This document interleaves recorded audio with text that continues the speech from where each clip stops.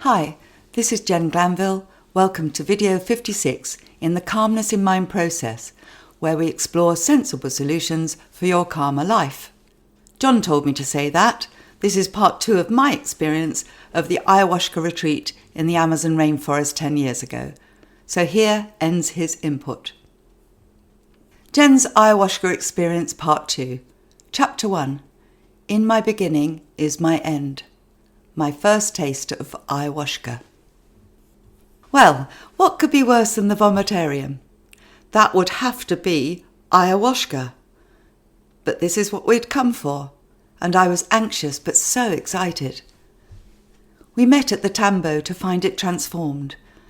There was a slightly raised plinth in the middle. Night had fallen like a dark conspiratorial blanket. A few, perhaps 4 or 5 of the facilitators, were already gathered, seated in the middle on cushions, lanterns all around the raised area. There were 2 large metal pots of the medicina by their feet. All around the room lay long mats prepared for us victims. At the head of these, all inward pointing towards the middle, neatly placed, were the following. 1. A nameplate.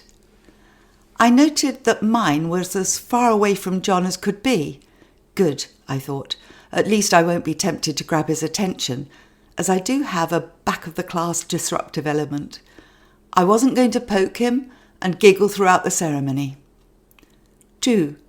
A torch on a headband. More about this later. 3. An ashtray. Note, the healers and facilitators all smoked mapacho cigarettes, handmade with tobacco the Shipibo had grown themselves. We'd been told of the cleansing properties. My memory is foggy about this, but I do recollect being shown how to waft the smoke over our heads and arms and chest, and I remember thinking that this was some kind of bad spirit protection, mumbo-jumbo, or so it felt then, being sure that this ritual was just for the magician effect. I note also here that the first time John had ever put a cigarette or cigar to his lips was in Peru, and I gleefully took the photo you have seen here as proof. 4. A large bowl. Ominous drum roll. 5. A roll of toilet paper. What here tops an ominous drum roll? Please play it now. 6. A head roll or pillow. Well, if I wasn't going to get any visions, then I could at least catch up on my sleep. The torch, it was duly explained to us, was not to be fully lit during that night. If we needed to go to the toilet, we must use the dimmer, the red flashing light, to gain the attention of a facilitator who would come over to us and silently lead us out to the sand toilet or shower room adjacent to the tambo. We were asked not to leave our mats otherwise.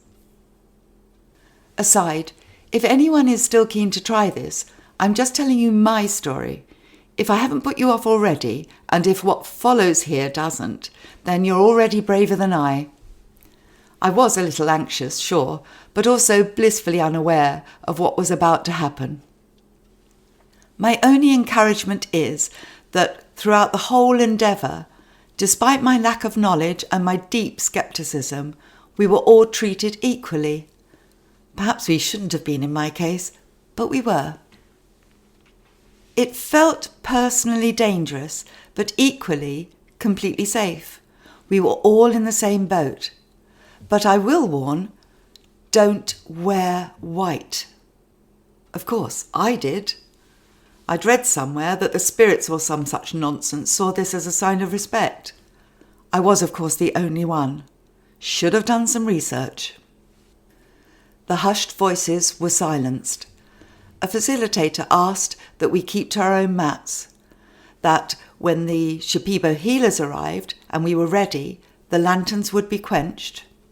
We would then be called up, in turn, anti-clockwise, to the central area and asked what size dose we felt we needed, and given our glass accordingly. Then we were to return to our mats. They told us it would take about 20 minutes to take effect, and by then the healers would start to work the room. Well, okay, that's my sales talk, not what they actually said. When they knelt in front of you, it would be, I'm certain they didn't say etiquette here, but you'll know what I mean, respectful, or maybe in your interest to sit up in front of them, to give them your whole attention. During that afternoon's fire yoga, or breathing yoga, I've no idea which, I was delighted to find it easy, made sense, unlike turning myself into a pretzel. I mean, I'm pretty bendy, but I found just remembering what downward dog, etc. is for, and all that possibly very useful posturing, not for me. He'd written on a flip chart explaining the similarities between yoga and shamanism. Very illuminating. At the end, he offered a card from his pack, each with a possible intention in case we felt a little lost. We could take it with us for the upcoming ceremony. That was very nearly helpful. The room became silent, but for anticipatory shuffling, it was about to begin. Outside the tambo, the sound of the jungle grew louder as the darkness deepened. Not being a wildlife expert, I couldn't say what animal, bird or insect was making the most unusual noises. Monkeys, for sure. Toads. Frogs, definitely. But there was one otherworldly sound that I wish I'd asked about, as it was so clear and intense. I thought it to be a bird or toad, as it whooshed upwards, followed by a distinctive bloop onto the lake. Rip! Bloop! Now the lanterns around the centre were the only light source, aside from the moon outside, seen clearly through the large mosquito-knitted openings, and of the many glowing red tips of Mapache cigarettes, offering protection for those who believed. For me, they helped soothe the growing anticipation, excitement, fear that I was beginning to feel. Along with a faint hope this wasn't going to be spiritual mumbo-jumbo, was the stronger, much stronger hope that if they really could see into my soul, it wouldn't be too black, that these guides would not be able to read my darker thoughts, and that I would not lose my tight grip on control. It wasn't long before, through the open doorway, our Shipibo guides joined the facilitators on the central plinth. They whispered to each other, found their cushions, and signalled for the ceremony to begin. The lanterns were extinguished, all but one, the one in front of the facilitator near the Ayahuasca stash. He nodded to the first person to come forward. They were kneeling face to face. I could hear them speaking in hushed tones, but I couldn't distinguish what was being said. There was some nodding, and the first glass was proffered. The recipient downed his medicine and returned silently to his mat. When it came to my turn, I felt very self-aware, meaning I consciously tried to appear respectful. I knelt to receive my poison. I was gently asked how I was feeling and if I felt ready. There may have been some more questions, but I don't remember them. I was impressed and relieved by the grace and dignity of these people, as I tend to giggle when anyone is deadly serious, and I really didn't want to mess this up now. I was duly given my glass. I asked for a small, of course, and attempted to tip it back in one. Oh, dear Lord! It was like trying to swallow a clump of dry twigs and leaves held together by glue. And the smell! I was shocked. It smelt like when my dogs had rolled in fox poo and a dead rat combined. It stuck in my gullet. I had to swallow several times to get it down, fighting my instinct to regurgitate. I barely held myself together. I couldn't ruin it now. I slowly returned to my mat, to the safety of my bowl and my toilet roll. I didn't throw up immediately, but the stench was still in my nostrils, the taste in my mouth. I quickly lit a mapacho, wishing it were an extra strong mint, and I silently awaited my fate. The appeal of visions was now overshadowed by my determination just to get through this with my dignity intact. Spoiler alert, My ego was readying for the battle of its life. Chapter 2. Icaros. The circle was complete. The last central light now out. There was only darkness. The first healer began her Icaro. Once again, I was totally ignorant about what these were. I'd only heard the name when I booked the trip. I'd no clue what to expect, musically, or what was their purpose. So I'm inserting herewith a brief explanation I found on the internet. I wish I had read it as part of my intense, barely any, research. An Icaro is a medicine song sung by an indigenous shaman or curandero during an Ayahuasca ceremony. These songs are not composed in the traditional sense. They are received through deep connection with the plants, often during years of training and dieta, a process of isolation, fasting and learning directly from the plant spirits. Each Icaro carries vibrational frequencies that influence the energy field of the person to whom it's sung. They can help cleanse blockages, guide visions, bring clarity, and activate healing on an emotional, physical, spiritual, and energetic levels. Who knew? Not I. So when I heard my first Icaro, I was comparing it to Western song, a song without any instruments, and, ashamedly, I thought, not very musical. Her song done, the first maestra moved to the next mat dweller. A male shaman knelt by the next in line and began his song. After a short delay of a few bars, rather like a song in the round like the English London's Burning that our children learn in primary school. His Icaro, however, had different words, different tune, although in another language I could make out the odd word like medicina, so I assumed they were singing about the plant's medicinal properties, and I guessed was asking it to heal us. I had no idea that these were individual to each person being helped. When the third joined in the round, this was a thin, reedy voice, like that of an old woman, whom I thought couldn't hold a tune at all. Strangely, though each song a different song and tune, together they sounded much better. No intentional harmonies, but fuller and not harsh to the ears. Of course, I was still under the impression that this medicine was just a drug, but I tried to hold on to my willing suspension of disbelief. It seemed very theatrical. As soon as the fifth healer had joined in, and they'd each knelt in front of us in turn, they were accompanied by the sound of retching. When my turn came, I joined in the retching. It was a relief to me to think that I was getting this poison out of my system. I came to love the sound of these strange, exotic people. I could feel their care and sincerity, even if I didn't understand what it was doing for us. Their songs were accompanied by gesticulations as if they were moving the sound around to where our bodies needed them. Chapter 3. As time went on, sounds became very distorted. It was as if I could hear the earth turning, thrumming.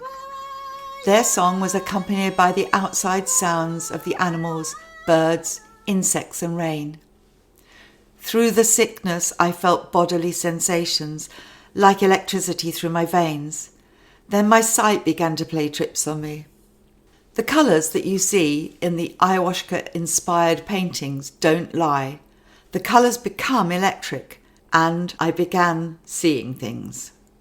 Although very dreamlike, this was not what I'd hoped for. My brain was being tricked. I remember feeling vindicated as I imagined that these people, before they turned this experience into a medicine, had probably used it on the tips of arrowheads a century ago to shoot at their targets. Animals and birds would become incapacitated and unable to run, easy prey. The disappointing visions began. I saw 2 rows of 3 grey, shadowy people standing there before my mat. Trying to make sense of these and the reasons for their appearance, I tried to concentrate on exactly what I was seeing. The figures were silent, unmoving. I was eager to make out what they were wearing. Were they tribal? I thought not. Male or female? I couldn't distinguish. Did they come from a particular time period? They looked vaguely European. Ancient spirits? Hard to tell. They were too indistinct. After a while, these grey shapes faded, and in their place, colours grew, impossibly bright, fluorescent. These colour shapes moved around and around before my eyes like a dance, but an ugly dance. The colours were horrible to me. Luminous, yellow against the black, reminding me of some horrid geometric wallpaper I'd had in rented accommodation when I was in my early 20s. I'd called it my migraine wallpaper. As soon as my eye rested upon a shape, it jumped and changed. They looked like dancers, but just legs, not whole bodies. As the colours became more intense, they were joined by a thrumming sound, which I oddly attributed to the earth spinning. This display, the colours and shapes of the dancers, morphed into what I can only describe as an annoying Japanese advertisement, played over and over again, or the pow, biff, zap of an American-style superhero comic, crass, ugly, out of place. Each time one of the Shipibo knelt by my mat, I threw up. It was as if they were drawing sickness from me. At this point, I began to worry that it was going to shoot from my bottom with the same velocity, but I couldn't move. I couldn't believe that this tiny glass of fox poo could result in so much vomit. I didn't think I could endure 8 hours of this, but there was nothing I could do. From wanting to see visions, I was now trying to make my brain not see things. Could it get worse? Oh yes. To distract myself, I tried to concentrate on the Icaros. I searched for my intention card. The word printed meant nothing to me. I decided to return to my original plan, my claim, the reason for this trip, to become more authentic. My main focus, however, was to trying to retain some control over my body, my sight, my hearing, sadly in vain. The sickness came in waves. Electricity was moving around my body. I was simply poisoned. Sometime throughout this long, dark night, there was a lull. I thought I'd overcome the sickness. I was back in control. So I risked turning on my dimmed headlight, setting it to the red flashing signal that meant I required assistance. The facilitator's response was immediate. He asked me what I needed, and in a whispered voice, I asked for the toilet. He took my arm and led me, like the sick child I felt to be, out to the tambo, to the toilet. He waited outside. The dim headlight lit the bucket of sand in a red, nightmarish glow. The small room looked like a scene out of a horror movie. I could see spiders and other insects in the corners and by my feet. I tentatively hovered above the toilet seat, afraid of what might be lurking inside the bowl. Having emptied my bowels, I shakily poured over the sand. I washed as best I could, and then I stuffed toilet paper into my knickers so that the next time, if the worst came to the worst, my mistake of wearing white would not be obvious to the others. Not that anyone cared. As we wandered back through the mainly prone bodies, I imagined they were all going through a similar version of my hell. The ones sitting up were mostly smoking mapachos or vomiting, some crying or mumbling. Even with a dim red light, it was too dark to see any features on faces, perhaps for the best, I thought. The Icaros, strange how they'd grown on me, mostly covered the sounds of my fellow sufferers. This must be the song's real purpose. Clever. Shuffling onto my mat, I sat up, lit a mapacho, and felt grateful for the momentary respite from the visions I had so yearned for. It was the first time in a couple of hours that I became really aware of the others. some silent, perhaps dreaming. Others, like the young woman to my left, appeared to be having a particularly rough time. She was moaning, sobbing. I heard her cry for her mama. I reached out in the darkness to hold her hand, my mama instincts wanting to soothe her. First time I'd thought of anyone but myself. She took my hand, but continued, sobbing gently, sometimes louder and more imploring or afraid. I may have whispered, "It's okay, I'm here." Okay, truth here, I did whisper that, and I'm sure I wasn't supposed to. This was her journey, and no matter how much I wanted to help her through it, it was none of my business. I was not a healer. To this day, I truly hope I didn't delay her progress. As soon as it was her time for a healer to kneel by her, I quietly, guiltily withdrew my hand. Chapter 4. Let There Be Dragons. Following my break, the dancers, now long gone, the dream changed its tempo, like it was trying another tack. My latest guide had left me, nausea returned and then abated. He had done something with his hands toward my throat, and as soon as he left me, I'd had to reach for my bowl again. I wish I'd known at that time that purging was a good thing, but I wouldn't have believed it anyway. That I was releasing trapped trauma. I was a happy person. I had no trauma. I was protected by my full metal jacket ego. Vulnerability was weakness. I began to see shapes emerge from the darkness, blues and purples in colour. They looked like a cross between carnival dragons and dogs. They rose and fell before me in fluid movements. I reached out my arm to stroke them, trying to prevent them from going behind me where I couldn't see them. I was fascinated and slightly afraid in equal parts. I consciously knew they weren't real. I was consciously battling my unconscious. My unconscious was winning. Behind, the jungle had invaded the walls of the tambo. I imagined thick tendrils of trees or plants reaching down through the windows or ceiling into my peripheral vision. I forced my eyes to remain on the creatures, telling myself they were my drug-induced dream. I had opened Pandora's box. I couldn't stroke them because they had no matter. I stroked above their heads, trying to tame them, to confine them. The rhythm of the combined sounds intensified, the cacophony of Icaros, that weird thrumming, hrum, hrum of the world outside became the world inside my ears, louder and louder. It was now joined by a stomping beat. That's when I saw the lone tribal dancer, very slowly emerging, advancing from the centre of the room.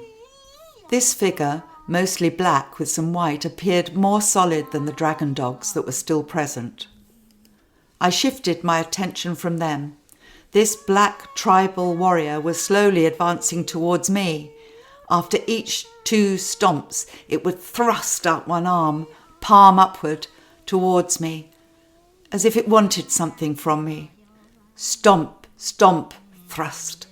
Stomp, stomp, thrust. It was ugly. His tribal costume, his mask, covered his head, his face, down to his stomach. He looked so real that I was truly scared for the first time. What did it want? I projected the thought outward. I couldn't speak it. When it got close, too close, I reached out my arm again to greet it, to pacify it, mostly to keep it at arm's length. Time had stood still. The effort to keep it from getting too close made me feel weak. I battled with it for what seemed like hours. I was so grateful for when the next healer knelt in front of me to break the spell with her songs and ministrations. The waves of sickness began to dissipate so slowly. My reason was returning. It was just before dawn when the Shipibo became silent, their songs ended. They gracefully left us in the darkness. The sounds had normalised. Just the natural, beautiful sounds of the jungle outside remain. Some of us were laying on our mats, some sitting up to light mapachos. Mostly we were silent, recovering our normalised senses. After a while, one or two of us got up to leave and return to the sanctity of their huts. I lay for a long while. It had been a gruelling 8 hours. I'd endured it, but I'd had enough. My thoughts returned for the first time to John. I wondered if he'd seen, heard, felt the same as I. I prayed that he had hated this as much as I had. I wanted him to want to leave this place as much as I did. I wanted to go home. This was horrible. This was not what I'd expected at all. I pulled my weak body together, gathered up my belongings, my mapacho and lighter, and shuffled in the darkness to the other side of the room towards John. I helped him up, and we walked together in silence on the narrow path by the lake towards our refuge. Our head torches were on full beam now. We very cautiously stumbled back, wary of snakes and spiders that might appear from the undergrowth. A huge toad sat in the middle of our path. I wondered if this was significant, whether it was the creator of the weird sound, the whee. I was not so curious now. We fell into our beds and slept through dawn until 11 or even noon. Didn't know, didn't care. I was on to my next mission. How to make John not feel too bad about his decision to leave here. We weren't giving up. We just deserved a real holiday. We had survived the ayahuasca, understood it for what it was. We were not masochists. Perhaps we could rescue this experience, throw more money at it, find a beautiful Cuban beach hotel. We would laugh about all this soon. Well, one day. I asked John tentatively what his experience had been. Gently does it, I thought. What did you see? How do you feel about ayahuasca now? It's okay, my sweet. Just tell me. I feel the same. We got this far, and it's just not for us. No need to feel bad about our change of plans. We're on the same page. We were not on the same page. Not even in the same book. Wow, this experience has changed everything, John told me. I was shown the truth about what really happened in my childhood. I saw myself as a child. The whole drama played out to me. I'd believed that my grandmother had hated me. I hated her. I thought my mother was complicit as she didn't take my side. My angry child, seen through my adult eyes. He went on. The clarity of my vision was amazing. It undid all those years I had lied to myself. And at the moment the vision ended, my left nostril that had been blocked all these years popped. It unblocked. It was as if the stench of all those lies had gone. I can breathe through that side of my nose for the first time. I saw truth. Oh no, I was devastated. It was true that his voice was indeed less nasal. What could I do? I felt envious.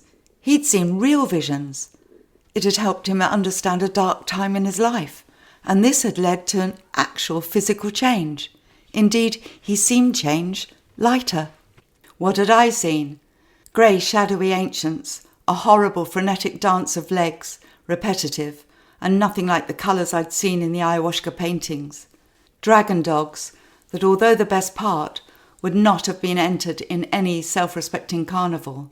Too translucent, not bright or gorgeous, and that ugly masked creature. None of it held any meaning or significance to me. No clarity, no epiphany for me. It was all shit. Smell, sight, sound and bodily functions. Shit literally and metaphorically. I'd learnt nothing about myself and seen nothing that made any sense to me at all. Our experiences could not have been more different. I became silent, not a usual state for me. I withdrew into my head, desperate for a plan B. It didn't appear. Blaming John for our escape was obviously not an option, unless I admitted my cowardice, my complete lack of spirituality. I was stuck here for at least one more ceremony. I just had to suck it up. One more ceremony at least. Inevitable. Chapter 5. Thankfully, the days between ceremonies were a joy. This ayahuasca retreat, minus the ayahuasca, would have been perfect. We got to know our new family. What an interesting, eclectic group of new friends. Exploring our surroundings. Exciting. Fun. The young woman whose hand I'd held through the first ceremony, and another woman of the same age, around 30, became my 2 daughters, so brave of them to travel alone. They actually began to call me Mama Jen, which I loved. I also loved the fact that they seemed to think that my age brought wisdom. They were struggling too, and obviously quite delusional. The days began, as always, with our medicinal, delicious smoothies, tinctures, and other herbal delights. I was amused to see that the beautiful Shipibo women, always joyous, had become very free with their dispensation of dragon blood, a red tincture made from some plant or other, which was being splashed all over wounds or insect bites. One chap, with whom we had the most interesting conversations, well, John did. I listened, mostly fascinated, as he was a clinical psychiatrist who had imbibed ayahuasca many times before. A glutton for punishment, I thought unkindly. He had a problem with eczema on his face. The women duly soaked cotton wool pieces in the bright red cure-all and daubed these all over his face and beard. He looked hilarious. It wasn't a good look, I thought, and probably told him, that he looked like a weird Santa Claus whose face had been badly beaten up.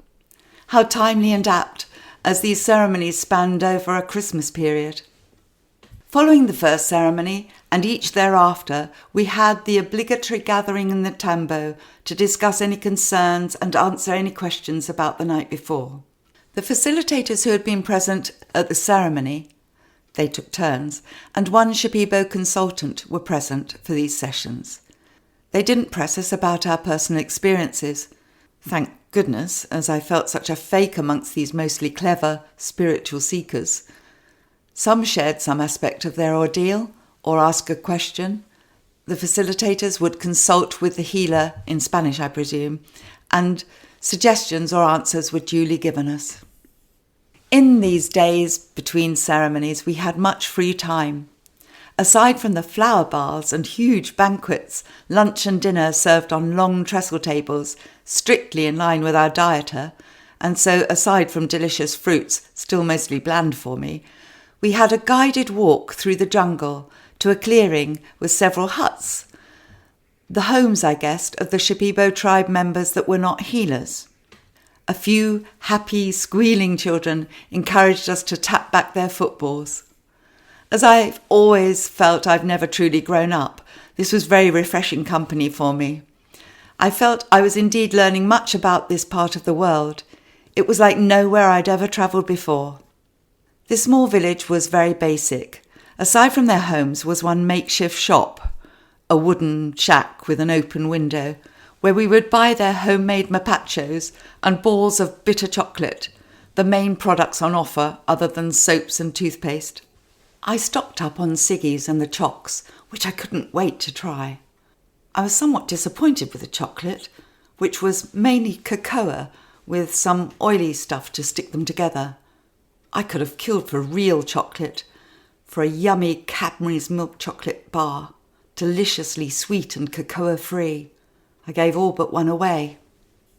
Another expedition was a walk through the thick jungle that surrounded our base camp, to see their perma-agriculture. Permaculture? Not sure I have the correct name here. Where they grew all sorts of plants for our dieter so that we could enjoy a wide variation of fruits and vegetables all year round. We were shown the ayahuasca trees, which I was surprised to see closely resembled the hanging, vine-like branches that had appeared to reach through the windows of the tambo and surround me in my first ceremony and thereafter. There were also trees with fruits I could not name, and those incredible walking trees, like conscious aliens, travelling miracles. Chapter 6, Ceremony number 2. Dancers, dragon dogs, and masked warrior. Wince and repeat. This began the same as the first ceremony. Feeling sick and poisoned by the fox poo cocktail, I endured the meaningless dancers. Then came the dragon dogs, which I now welcomed, and again, at a distance, stood the dark tribesman with his hideous mask, making his slow progress towards me, thrusting his arm out for something I didn't understand, so was unable to give him. Stomp, stomp, thrust. Stomp, stomp, thrust. I was fascinated by the feeling of electricity spasmodically running through my veins, sometimes a mere tingle, others uncomfortable. Rarely there was a small interaction between us mat people, usually when there was a lull between receiving an Icaro singing healer or wave of sickness. While smoking, to get rid of the terrible taste, someone might ask for some water or a lighter. My new daughter neighbour to my left still seemed to be enduring something profound and terrible. I would hold her hand for a while, until she had a real healer in front of her. I was beginning to believe that for some people, something was working. There was definitely something in this. Obviously for others, not I. I still wanted to go home, but was much more resigned and prepared to stay here a while, to just enjoy what I could in between ceremonies. It was not the adventure I had hoped for, but it was an adventure. Chapter 7, Third Ceremony, A Little Ray of Light. The third ceremony annoyingly, repetitively, followed the same pattern of 1 and 2, up until, that is, the appearance of my masked man. Here we go again, I thought. But this time it was changed. Whether it was my surroundings beginning to work on me, the healers, the company I spent my days with, or perhaps my attitude, this time it was different. He was a little less menacing. This time, as he marched towards me, I was less interested in keeping him away from me, more interested in knowing what he wanted of me. Stomp, stomp, thrust. Stomp, stomp, thrust. This time, was it an idea? Was this what he meant? It felt like an epiphany. This time, I felt I understood what he represented. Now I heard words in my head as he approached me. Is my mask ugly? Give me your mask. Is my mask ugly? Give me your mask. And I knew I would try. It was saying my mask of pretty lies was ugly. Truth was beauty. I had to really work on being more authentic. It was something much more tangible now, not some glib excuse as to why I was here. I would give up my mask, or at least work on it. It broke his spell. This was the last time I saw him. Suddenly, the colours changed. They became so clear and bright, gorgeous. Electric blue and cerise, greens, clear, bright as lights, in stunning, ever-changing patterns and shapes, like a kaleidoscope on steroids. I was relieved, but still a tad angry. I'd told these people that I wanted to be more authentic, more truthful. At least finally I'd had a message that I understood. But why couldn't it have been a direct message, like the one John had been given? Why speak to me in riddles? I wanted a clear vision, not metaphors. It wasn't fair. When it was all over and I stumbled back to our home with John, the vegetation and creatures that it hid seemed benign. The toad was there again, moisture glistening. Was it smiling at me? I thought it was. Chapter 8. The next day I felt somewhat elated. I'd answered the riddle. We all met in the tambo to discuss, if we wished, about the third ceremony. This time I was delighted to have something to share. Unlike the others, I didn't seem to be working on some terrible trap past trauma. I mean, I hadn't been beaten up by someone wearing a tribal mask in my past, but this was something. I'd been shown something, however cryptic, something I could work on. Obviously, I'd been right in thinking that my traumas had been dealt with by my positive attitude, forgiving and forgetful memory, and the fact that I wasn't a bad person. I was, after all, the happiest person I knew. Sure, perhaps I pretended sometimes. Whoops. Wore a mask, perhaps? That I was happier than I actually was, but I was invariably happy, at least. This was why the medicine was not for me. I didn't need it. Obvious. Chapter 9, Fifth Ceremony. Facing my first past trauma. She was in her hospital bed, my mother, as she was 2 weeks before her death. I've already explained in part 1 of this, rather too thoroughly, I fear, of how I'd played the dutiful daughter. She appeared as she'd been in the hospital on the day I'd visited her, when I left to speak with her doctors about what was to be done as she was failing fast. Her lungs were shot. They could do no more for her here. She barely talked on this visit. There were no more jests, no more telling me how gorgeous the doctors were. She shocked me to the core by, weak as she was, suddenly grabbing my arm and looking up at me imploring, "Please let me die, Jennifer." All these weeks later, in this 5th ceremony, the shocking realization hit me. I had tried to be cheerful and sweet with her, but over the last couple of years, I'd become increasingly frustrated by her. I was very dutiful for sure, and this was done out of love for who she had been to me, but I could never do enough. As I was cooking, running around for her, she was on occasion so spiteful to me. She always seemed to need more time than I could possibly give. Then, when I was with her, she would criticize my efforts and say hurtful things. Once, she'd been particularly harsh. I'd told her, "I don't have to take this. You obviously don't want me here right now. I will come back when you can be nicer." I'd walked out of our house to my car, meaning to drive away, but had sat at the seat, unable to do so. Why had she been so lovely to my stepsisters when one of them had not even visited her in 8 years? I'd begun to cry. I knew this was not her, how she really was. I couldn't drive away. I shook away the tears and walked back to her door. She was standing with her stick, her other hand on her hip. "I knew you'd come back." She appeared to be gloating.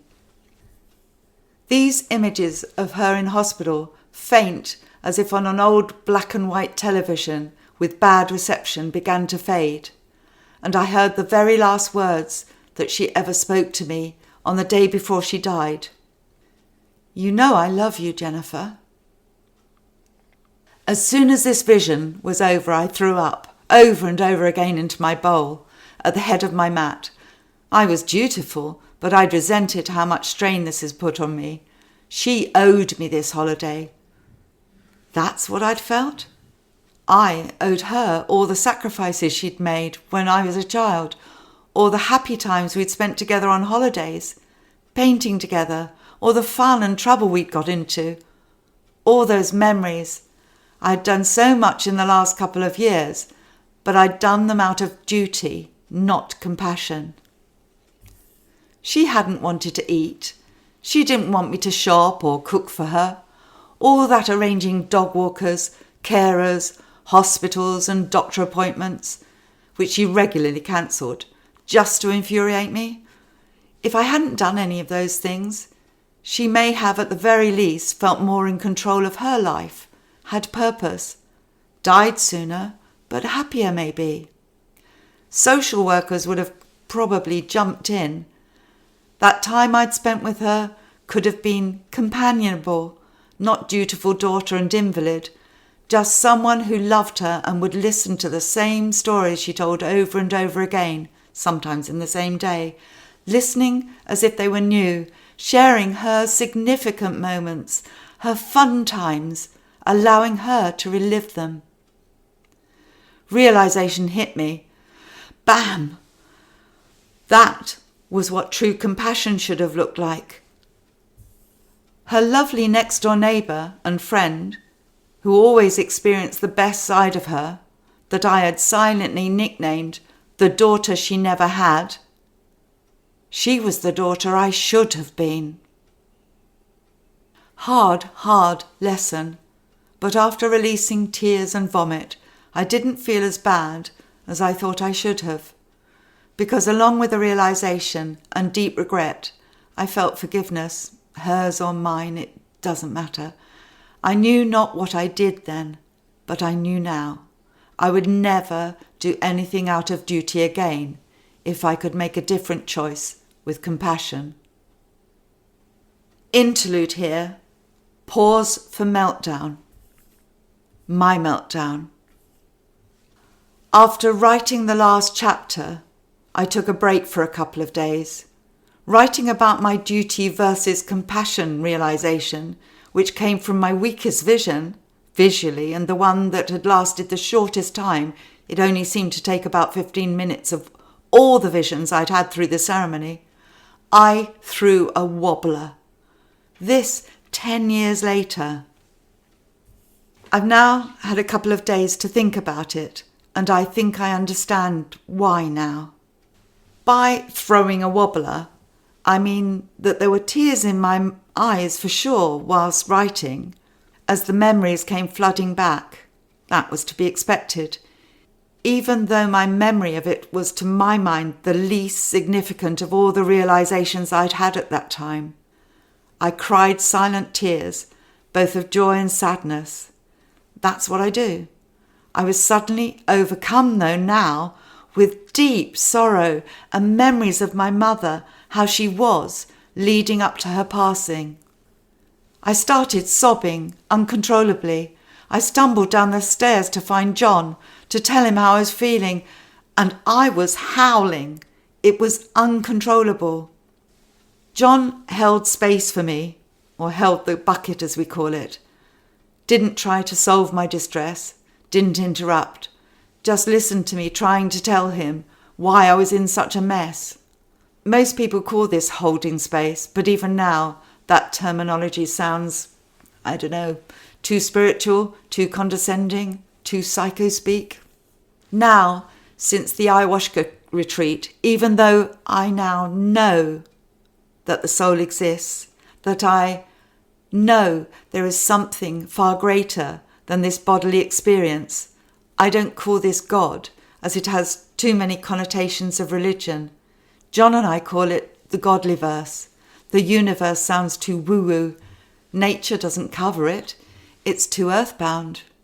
So when I had filled the bucket, I sat alone, quietly, to try and understand what had just hit me. Why now? I'd dealt with all that 10 years ago. I can tell you, now that I'm calm, what I understand to be true. I had dealt with it to the degree I could handle it, right there, in that moment. I dealt with it intellectually. I hadn't allowed myself to realise the impact of the vision. I had never revisited it until now. I hadn't let it go or forgiven myself completely. The trauma had been held where it was, only to be released 10 years on. That realisation had been too fresh, as my mother had only just passed, and the resentment of her being a huge burden on me was the reason that I thought I deserved to have the holiday of my lifetime with the money that she'd left me. As I've said before, this trip absolutely changed my life, changed me, and throughout the ensuing years has given me peace. I can still recall, when I need to, the stillness it gave me in the subsequent ceremonies. The most embarrassing of the stories that I am yet to tell you still makes me laugh heartily, has even led to a mocking nickname from my close friends. But I didn't know until now that it can still help me with trapped trauma. I was horrified when John had asked me to relate my experience of that journey. Deciding to tell my most shameful story as blunt and truthfully as I could, or not at all, has been a revelation to me. It must be said that I may have cursed those who asked for it, as I don't feel I'm a natural writer. It felt like a homework assignment that I was not particularly grateful for, and indeed the only reason I could do it in this way was with the thought that I will only meet a few of you face to face. So if I've upset you, or you dislike what I am or was, I accept who I was. I have changed. I can accept who I am now. I am imperfect, but still open to change. I can still learn and grow. So after all that, are you ready to go back with me to the sixth ceremony? As there was one more epiphany I had, which I'd thought until now was far more important than the one I've just related. Ready or not, you have the power of choice always and in this moment. Read on or don't. This is for me now, not for John, not for you. Chapter 10, Sixth Ceremony, and Past Trauma Number 2. I'm sorry I had to jump back to the future due to my meltdown whilst writing this. It honestly had felt dealt with. Now I see the true power of the medicine. It has once again reached out to me. I couldn't deal with that trauma at the time. I was led to revisit it through writing this. I feel lighter and more at peace and believe that I have released it all. But who knows? I will be open to revisiting it again. There followed another couple of days' break between the ceremonies. I was much happier now, back on track, still believing that the mask was the lesson that I'd come to learn, that I had no real traumas to work on. Ouchie. I was going to work on this aspect. I'd been shown the truth. Perhaps there was something to this medicina. John believed it, and I was beginning to. However miffed I felt that the stuff had spoken to others clearly, but to me through stupid metaphors. It had taken me 3 days of hellish ceremonies to work that stuff out. Also, I was keen to paint what I'd seen. I did a little sketch at the time of my tribal friend, wanting to capture him whilst he was still fresh in my mind. I never painted from that sketch. Perhaps I will now. I'd had another yoga session, picked myself another card from the deck to help me work out an intention. The sixth ceremony was very different from the others. Small dose followed. I returned to my mat and waited for the sickness to wash over me. It inevitably did. I was no longer afraid. I would accept what came. Sounds altered, were magnified or overcome with the sounds of the jungle, the thrum of the earth spinning, and the singing. It was more visually pleasing, ever-changing fractal shapes. Colours were much richer and more like the paintings I'd seen in Icaros. I also now so enjoyed the ministrations from the Shipibo. I looked forward to their healing songs. I would say out loud, "Beautiful, beautiful," so much so that the Shipibo women would laughingly imitate me. "Beautiful, beautiful."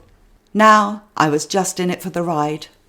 Rides always make me sick, of course, but I could put up with that for the artistic inspiration, possibly new colour palette and subject matter. Whatever these ceremonies could afford me, I was much more spiritual now. I even believed that Mother Ayahuasca was a medicine and not a drug.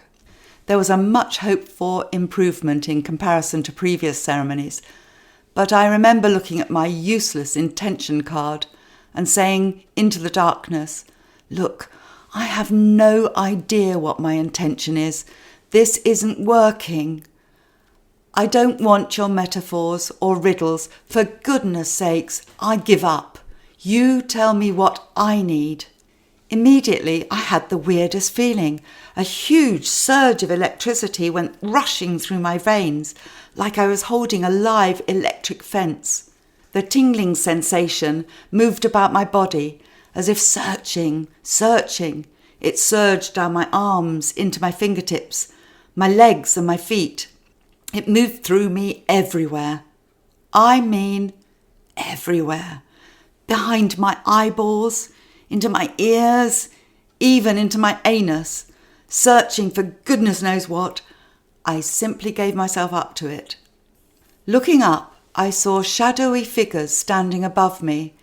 It seemed that although they weren't touching me, they were operating on me, surgeons without knives. I trusted the medicine now. It wasn't going to give me any more metaphorical nonsense. It saw what was needed to be done and was doing it, preparing me for what was about to come. Trauma 2. At school, at 14, I had met an academically and rather brilliant sixth former whom I continued to go steady with for about 5 years. And at age 17, before I returned to college to complete my education, I'd found myself a job working as an assistant in a children's publishing company in Holborn, London. My generally humdrum days were interspersed with press release days for the authors. Long dresses, famous authors such as the marine life expert Jacques Cousteau would have their newest book launched. I remember laughing with Michael Parkinson, the presenter, and looning around, hitching my long skirts up and being given a piggyback, very elegant, by Russell Harty.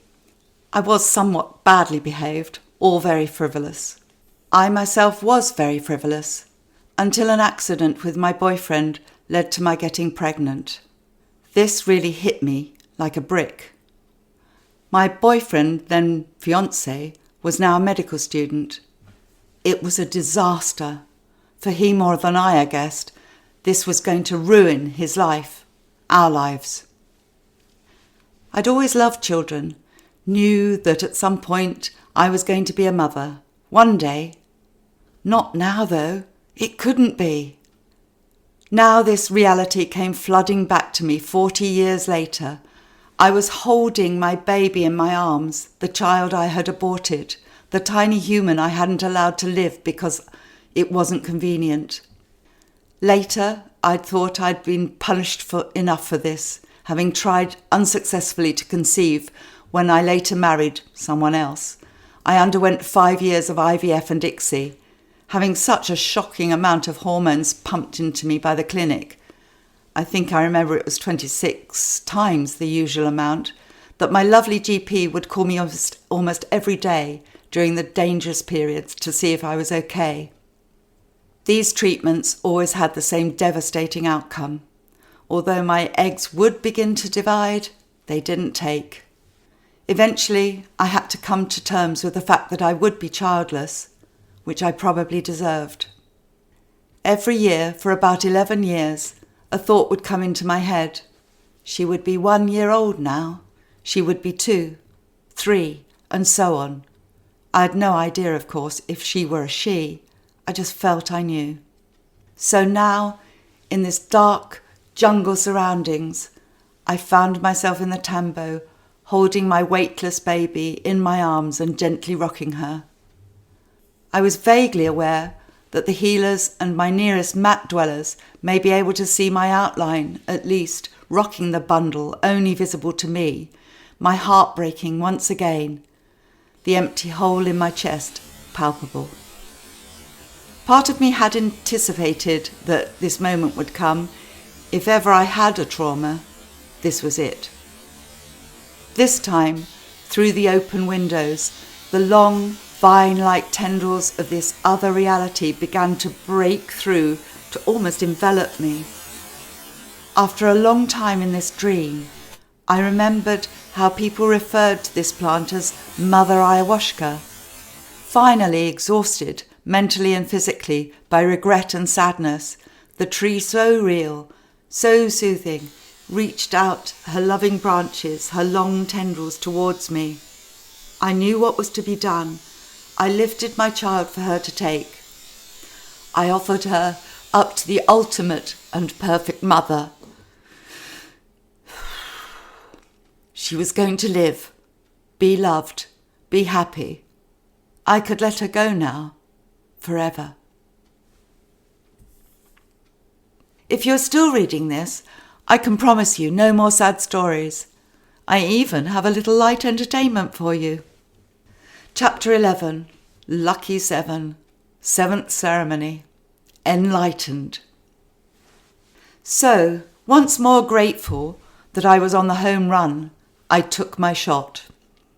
The jungle noises were at their loudest. I was no longer afraid of anything. I told the medicine to do its worst. Fearlessly, I again goaded the plant to do what it needed to do. I trusted the Shipibo. I trusted the plant to do whatever it could within its power. I was meeting it head on. Suddenly, the most amazing thing happened. I cannot tell you how far into the ceremony we were, but it happened so quickly and with such force. I was sitting up, ready to receive the first healer, when light started pouring from my chest. It lit up the room. I promise you, I could see this powerful light emanating from me. It lit up the floor between me and the central plinth. I could see clearly the integrators' faces, distinct features. A powerful beacon was shooting from my chest. I knew that there was no hiding this. They could all see it. Oh my gosh, such a powerful beam. 2 mats down to my right, a German fellow crawled across the mat in between us and asked, "Have you got a light?" I answered with absolute knowledge, "I am the light." I was sure he and everyone else in the room must see it. Having taken my lighter to light his mapacho, he kind of crumpled into my lap and I vaguely rocked him, disinterested, still fixed upon this shocking new phenomenon. Light was pouring from my chest and lighting up the room. I could see the multicolours of the ceremonial costumes. I could see everything like it was daylight. I didn't have to draw the attention of our guides towards what was actually happening right here, right now. I was one of them now. My turn came for the healer to sit before me to sing her Icaro. I literally dumped the guy onto the floor. I gave my full attention to her. I opened my arms and said, "Sister," and hugged her. After she left me, I sat waiting for the sickness, which didn't come. I looked through the window and there were so many stars, beautiful stars. After a while, I looked back at the polished wooden floor of the tambo. It now looked like a pool of still water with all the bright stars reflecting in it. I turned my gaze up to the roof. The ceiling had gone. A universe of stars was now above me. I felt awe and I was filled with love.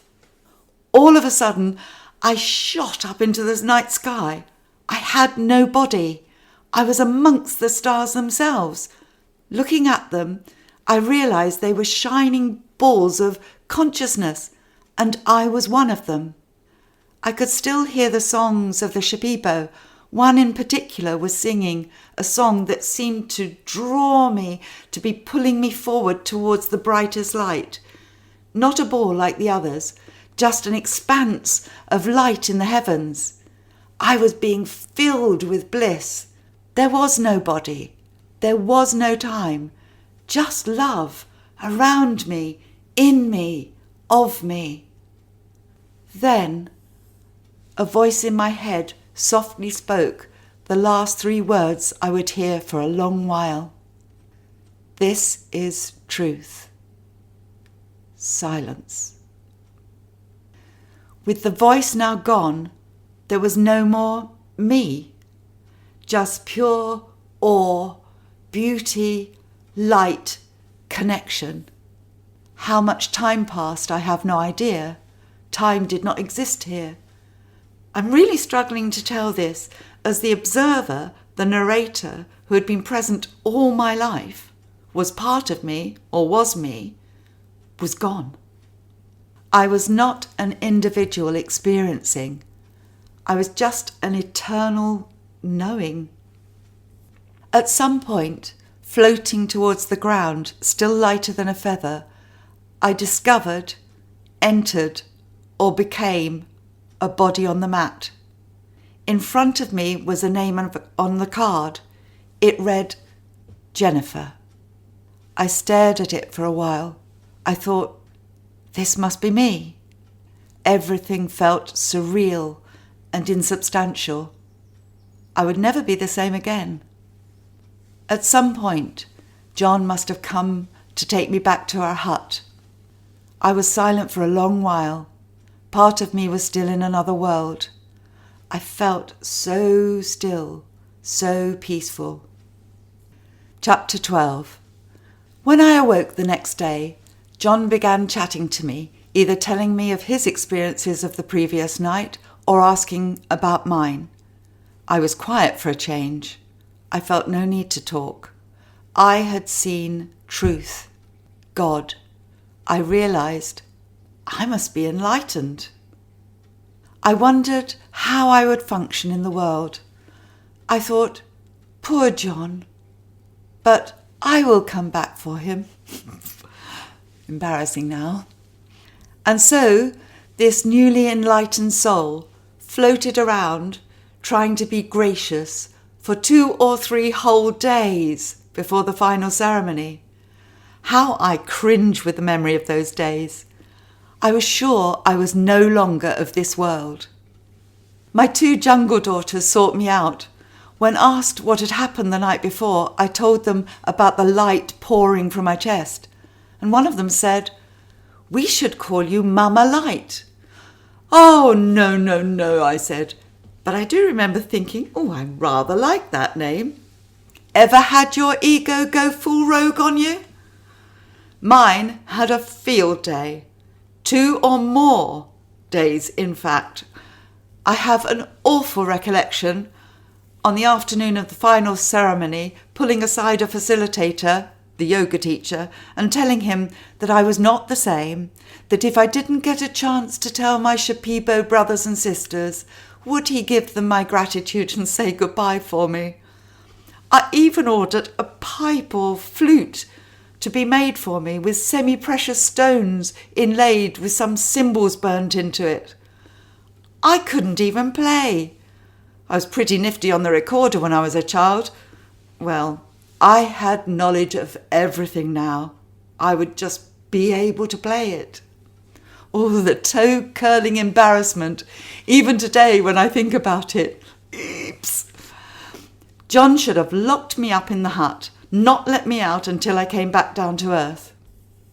Thank goodness, although he witnessed me gliding around in my ego-drenched enlightenment, he was busy internalizing his own experiences, so didn't notice too much. I was quietly, magnanimously full of my light and wisdom. Chapter 13. Lucky for some. So, I knew I didn't need another ceremony, but I didn't want to make a fuss, ever so humble I was.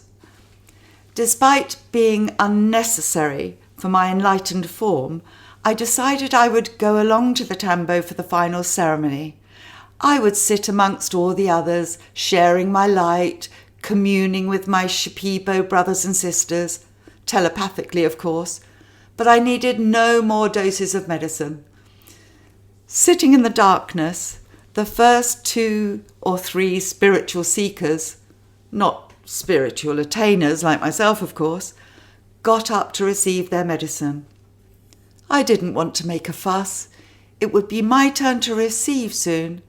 I remember thinking how I would get up quietly, glide to the centre and humbly, graciously refuse my dose. I could picture myself doing it. I was playing over the moment in my head. It was my turn next. But with only moments to go, I had a sudden, awful epiphany. No! This must be my ego talking. I still had my ego. Ergo, I couldn't be enlightened. Oh my gosh, my ego didn't want me to take the medicine again. It had been fighting for its life. The observer was back. It didn't want to lose me again, as it had for a while in the previous ceremony. I stumbled to my feet and I almost rushed towards the centre. Yes, everything was fine, I answered. Now, yes, I want a glass of medicine. In fact, make mine a double. Oh dear Lord, thank you for saving me from even more embarrassment. What a complete plonker I am. But couldn't you have rescued me sooner? Oh God. Thankfully, I can't remember the details of the last ceremony. It was a more earthly experience than the seventh, but I still saw light coming from my chest. I still felt lovingness. I was earthbound, but it was still very beautiful. I think I was slightly relieved that I hadn't been permanently, or maybe not momentarily, enlightened, as in my blissed out state, I couldn't have functioned for very long without being snared by a human-sized butterfly net and dragged off to a mental institution for my God complex. I had, however, been blessed with a gift. There's no taking away the peace I had felt. It is inside me forever. I can reach it sometimes, for a short while. The utter, still beauty of it. I don't need medicine. I can just sit on a step outside, anywhere in nature, and remember, there is now a still place inside me that I can access. Very briefly, but it returns balance. I felt I knew God or Source in that moment.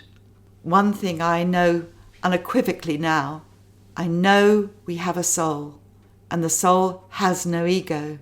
It is connected to consciousness, light, information. The tricky part is that words, the narrator, even the observer, must break that spell, as I would identify as separate. There have also been one or two very rare times when I've been painting and I've let go of trying to please the commissioner, let go of deadlines and comparisons to other artists, which are all ego-based, when the creativity just comes through me. My art teacher used to call these happy accidents. I call it co-creation. We are here to create. We were created for the universe to know itself through our matter-based bodies. Art is just one expression, of course. Creativity takes a myriad of forms. Ego, in my end, is my beginning. Chapter 14. I love my life. In gratitude for this earth school, I say that aloud often. My soul is having a human experience. It is my turn for the body. There is much to learn. That holiday of a lifetime, if it had not made me enlightened, had given me many teachings. I now believe that the truth will set you free. I had witnessed the ugly mask behind which I had hidden.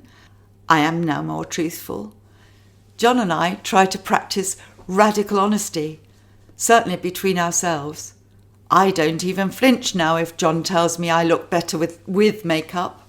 I don't take it personally, and I still feel loved and accepted for exactly who I am. It taught me the difference between compassion and duty.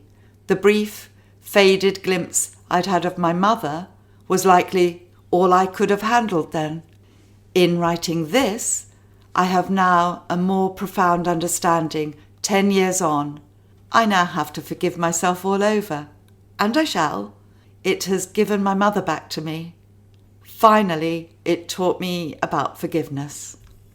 I am lucky enough to have always been able to forgive others. It's now even more natural to me. Partly this is due to my ADHD.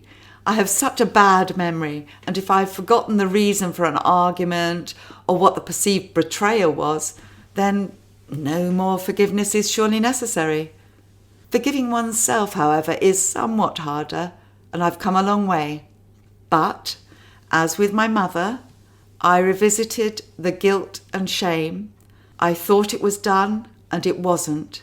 Work in progress. Self-forgiveness needs time and repetition. I make better choices in the moment now. I trust my intuition, and if something feels wrong about words I'm thinking or an action I am about to take, most times I can pause and ask myself if this is really what I want to say or do. This has helped me so much with triggers and has led to a calmer life. One part of me I will never want to be free of. It's my sense of humour. Well, until I die and my spirit is released from my body, until my ego leaves me and once more my soul is free of duality. This was once a weapon or shield to hide behind, but is now inextricably entwined with joy, the edges softened. Along with creativity, humour is a human experience. Mine is gentler now. I no longer feel the desire to be outrageous or sharp-witted if it means another feels foolish. But I still adore fun, mischief, and much laughter. I look forward to the challenge of making the right choice in each moment. I fail sometimes, but I'm always learning. Well, my story is over now, and it is also just beginning. Much love, and dare I say, light, Jen. NB, I haven't tried to encourage or dissuade anyone reading this to take a journey such as mine, ours. Not everyone has the funds or life circumstances to make it possible. Perhaps, as John always says, we having done this may mean that you don't have to. And should you want or need to take an easier or slower path to release trauma, there are many. But test everything that is available to you and revisit that which has scared you. Repetition gradually will remove that fear. This is what I will continue to do. Conversely, my experience may help, I hope, to prepare you for your own adventure. I have certainly pointed out some pitfalls. Your experience will be unique, but you will surely be more prepared than I was. I hope that by writing this in the way I did, you'll realise that you are not alone in having intrusive thoughts, a tricky ego, shame or guilt of past choices and traumas to overcome. Making better choices now will make better memories. Being the best you can be in the now will lead to a future that will be richer as you become more at peace with yourself. Either way, for my curiosity, I would love to read your comments.